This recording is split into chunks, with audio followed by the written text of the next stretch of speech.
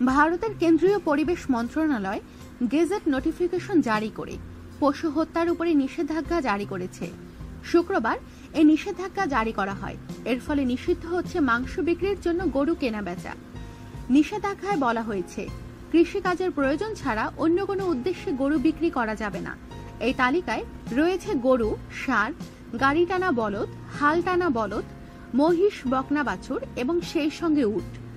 বিজ্ঞপ্তিতে বলা হয়েছে, কসাইখানায় নিয়ে যাওয়ার জন্য কোনো রকম পশু কেনা যাবে না, বিক্রি করা যাবে কৃষিকাজের জন্য।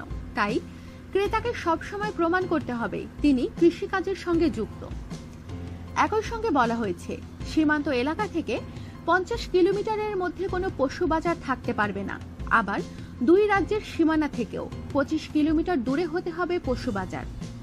আগামী 3 মাসের মধ্যে এই নীতি সমগ্র দেশে চালু হয়ে যাবে। তখন একটি গরু কেনাবেচা করতে অনেক কাগজপত্র লাগবে। কেনাকাটা নিয়ে মোট 5টি প্রমাণপত্র রাখতে হবে।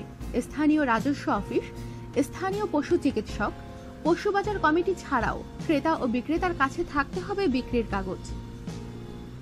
আমাদের সাথেই থাকুন আর সাবস্ক্রাইব করুন।